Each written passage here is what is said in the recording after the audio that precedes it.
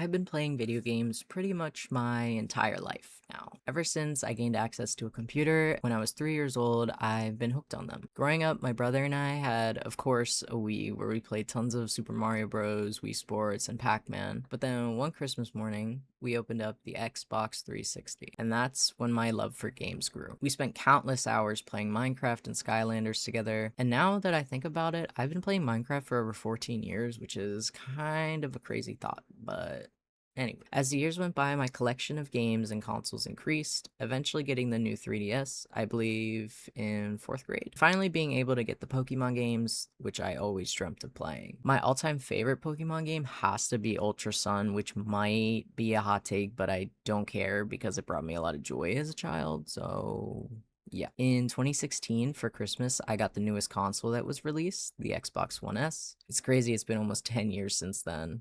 Since I was almost in middle school, my parents allowed me to play shooting games for the first time. I wasn't able to since I was young, and I do think that children shouldn't be playing those types of games. Like, for instance, I watched my neighbor play Black Ops 2, and tiny little me had nightmares for days after watching him play.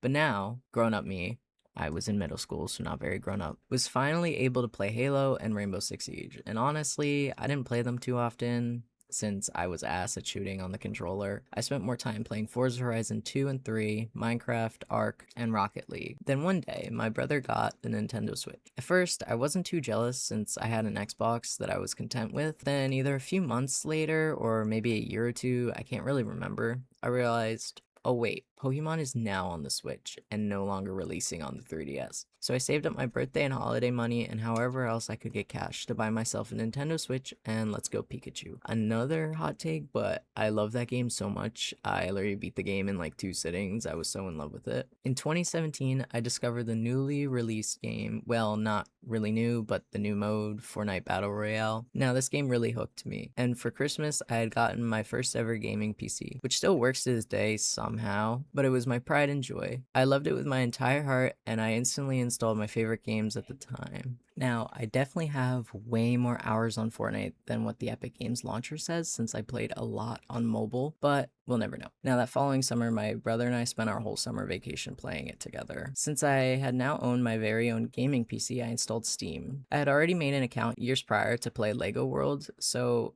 I already had an account. Now I was able to try even more games like CSGO, Terraria, The Escapists, Five Nights at Freddy's, etc. In November of 2019, for the first ever time, my mom agreed to buy me my first ever Call of Duty game, which, not to brag, but my KD ratio was almost, or was, I can't remember exactly, at 2.0. Now, something big kind of happened, which I don't know if you've heard of it, but quarantine kind of hit us. But that meant I could play more games all day instead of go to school, so I was content. My cousins and I started a Minecraft world where we unlocked every single achievement that was released at the time until one day my brother decided to turn cheats on and we all were devastated. The world was ruined. So we did what anyone would do and we started a new world even though I had already put like 800 hours into the previous one. Along with playing Minecraft, I discovered one of my favorite games, Stardew Valley, and oh my god, I love this game so much. It's my most played game on Steam, probably the one that I want to 100% the most. Now you may be thinking, where is he going with all this? Well, I'll tell you. One thing over the years is that I never tried to 100% or rather unlock every achievement in games I play. I plan to change that. I also want to get better at different types of games since I've only been playing Genshin, Stardew, and Minecraft for the past few years. There's nothing wrong with that, but I feel like for someone like me who has had the ability to play video games pretty much their whole life, it should show. So this is my journey of attempting to 100% or become skilled at almost all the games I play. I'm not doing every game because, well, no one really has time for that and I have too many games. I also want to expand the types of games I play. I own a few bullet hell and roguelike games, but I'm low-key ass at them. And well, that's gonna need to change if I want to 100% them all. So here are the following games I want to 100% or just get better at them. The Binding of Isaac Rebirth, Don't Starve Together, Enter and Exit the Gungeon, Beat Saber, Forza Horizon 6, Hades, Have a Nice Death, Hollow Knight, Palworld, Stardew Valley, Zenless Zone Zero, Dinkum, Raft, Overcooked, and Sunhaven. And then some other possible options, but it's really not realistic of me 100%ing them. Cyberpunk, Borderlands 3, Ark,